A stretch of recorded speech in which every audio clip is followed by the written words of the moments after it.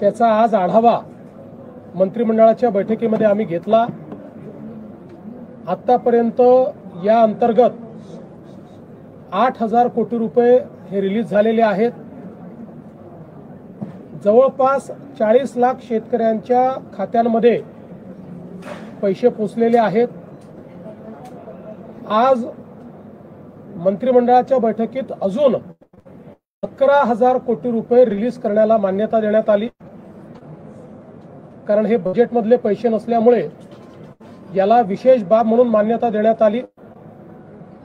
आता हेही पैसे 15 दिवसांमध्ये शेतकऱ्यांच्या खात्यापर्यंत पोहोचवण्याचे आदेश आम्ही दिलेले आहेत। आत्ता जो काही निधी गेलेला आहे हा वेगवेगळ्या जिल्ह्यांमध्ये वेगवेगळ्या पद्धतीने गेलेला आहे। काही ठिकाणी तो पार्शल गेलेला आहे। याचं कारण आम्ही एक निर्णय घेतला होता की जशा याद्या येतील तशी मान्यता द्यायची, सगळ्या याद्यांकरता थांबायचं नाही। त्यामुळे कोणी हे कन्फ्युजन ठेवण्याचं कारण नाही की आम्हाला तर जे काही NDRFचे पैसे होते ते मिळाले पण 10,000 मिळाले नाहीत, आम्हाला 10,000 मिळाले पण 3 हेक्टरचे मिळाले नाहीत। ज्यांना 2 हेक्टरचे पैसे मिळाले आता त्यांच्या खात्यात 3ऱ्या हेक्टरचे पैसे आपण टाकतोय, जर ते 3 हेक्टरवाले असतील तर। त्यामुळे माझा अंदाज असा आहे की पुढच्या 15 ते 20 दिवसांमध्ये पूर्णपणे शेतकऱ्यांच्या खात्यामध्ये हे पैसे जातील। 90% आम्ही शेतकरी हे पुढच्या 15 ते 20 दिवसात कव्हर करायचा प्रयत्न करू। 10% तरी देखील लागतील, कारण काहींच्या अकाउंट्समध्ये प्रॉब्लेम आहेत, काहींच्या रेकॉर्ड्समध्ये प्रॉब्लेम आहेत, काही ठिकाणी मल्टिपल होल्डिंग आहे, तेही सॉल्व्ह करण्याचा प्रयत्न चाललेला आहे। आता याच्यामध्ये निधीची कुठलीही कमतरता उरलेली नाही। फक्त आपण एक समजून घेतलं पाहिजे की याची प्रोसेस आहे, त्या प्रोसेसमध्ये 2 वेळा याद्या व्हॅलिडेट कराव्या लागतात। कारण जसं कोणी पात्र सुटू नये तसंच कोणी अपात्र किंवा जो एलिजिबल नाही त्याच्या खात्यामध्ये पैसे जाऊ नये याकरता याच्यात मोठ्या प्रमाणात आपल्याला त्याचं रिव्हॅलिडेशन करावं लागतं। एक सुदैवाने ॲग्रीज टॅक्सचा डेटा असल्यामुळे ॲग्रीज टॅक्सचे जे अकाउंट होल्डर आहेत या कोणाचंही आम्ही E-KYC करत नाही आहे, अन्यथा E-KYCलाच 1 महिना लागला असता। फक्त एखाद्या केसमध्ये जिथे ॲग्रीज टॅक्समध्ये नाव नाही आणि एलिजिबिलिटी आहे त्यांचंच केवळ E-KYC आपण करतोय। त्यांनाही आपण पहिले मदत देऊ, त्याच्यानंतर मग E-KYC करू, असाही निर्णय आपण केलेला आहे। त्यामुळे पुन्हा एकदा सांगतो की जवळपास आपण त्या ठिकाणी जी थेट मदत आहे त्यापैकी 8,000 कोटी रिलीज केली आहे।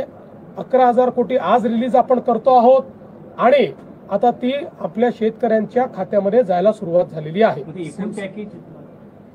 घाई करू नका, अजून थांबतो पळून जात नाही।